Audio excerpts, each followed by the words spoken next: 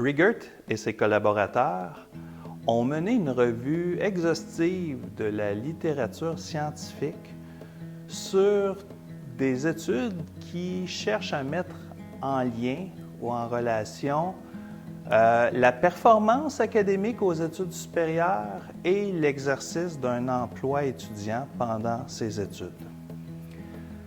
De manière non surprenante, il est ressorti ce que l'on sait déjà passablement au Québec, qui est passablement bien documenté, à l'effet que les problèmes de performance académique s'accentuent lorsque l'on dépasse le nombre de 15 heures de travail étudiant par semaine. Donc 15, 20, 25, plus on avance, plus il y a des enjeux négatifs, donc des impacts négatifs sur la performance académique.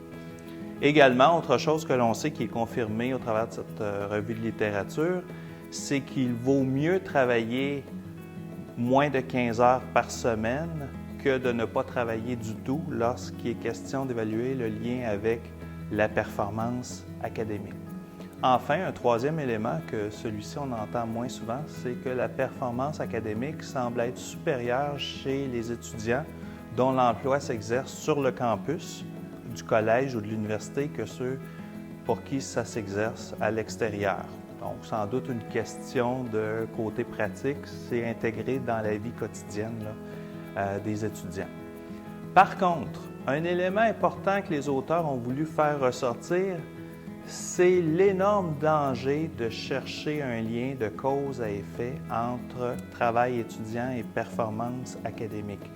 Pour les auteurs, ce qu'ils réalisent, c'est qu'il n'y en a pas en soi, il n'y a pas de lien direct entre les deux, car dans le fond, il y a une pluralité de dimensions qui s'interposent entre la performance académique et l'exercice d'un emploi. Par exemple, tous les éléments liés aux situations particulières de vie personnelle des individus, leur vie résidentielle, leur vie familiale, conjugale, etc. En clair, étudier simplement cette question-là de cause à effet, c'est prendre un énorme risque au niveau de l'interprétation. Il vaut mieux pour les auteurs à ce moment-là s'intéresser à comprendre davantage la singularité des expériences humaines des individus pour mieux comprendre pourquoi, par exemple, quelqu'un qui exerce un emploi à 10 heures par semaine que cet emploi-là pourrait avoir davantage d'impact négatif sur la performance académique qu'un autre, par exemple, qui en exercerait 20 heures par semaine. Donc, logiquement, ça ne devrait pas être le cas. Qu'est-ce qui fait que c'est le cas? Évidemment, au travers de tout ça, ça appelle à l'importance d'aller davantage en profondeur, davantage en qualitatif au niveau d'entretien, par exemple, pour mieux comprendre les situations. Au niveau des applications pratiques pour les professionnels du développement de carrière et de l'orientation, ce n'est pas tant des suggestions d'intervention qui sont amenées ici que des trois types de perspectives de voir l'intervention en regard de la question du travail étudiant pendant les études. La première, je l'ai évoqué un peu plus tôt, c'est l'importance, autant dans ce cas-ci que dans tout autre, de toujours se méfier des corrélations entre deux variables. C'est d'ailleurs une spécialité des médias de souvent chercher de mettre en lien deux éléments et d'appliquer aussitôt un lien de cause à effet. Or, il y a souvent une multitude de variables qui entrent en jeu pour moduler l'influence entre les deux que l'on cherchait initialement à mettre en relation. L'autre élément important, c'est de considérer que le travail étudiant en 2015 fait dûment partie de la vie d'un adulte aux études, d'un étudiant ou d'un adolescent. En clair,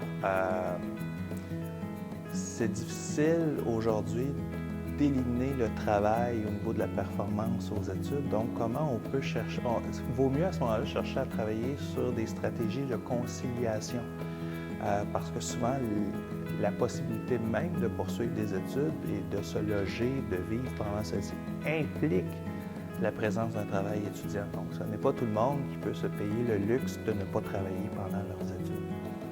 Enfin, un élément important, c'est toute la question Non pas de s'intéresser directement, comme je disais, aux liens de causalité, travail-études des performances académiques, mais de s'intéresser avec notre client, avec la personne, à savoir à quel point celle-ci est présentement ou pas dans une situation d'équilibre de vie. Donc, quelles activités composent sa vie? Ces activités-là, est-ce qu'elles sont plutôt nourrissantes, contributives, constructives à sa réussite, ou ils viennent plutôt faire entrave? Donc, à nouveau, c'est l'idée de ne pas toujours faire un lien uniquement quantitatif entre la personne a beaucoup d'activités ou elle a beaucoup d'heures de travail, donc nécessairement, il y a un danger pour la performance académique.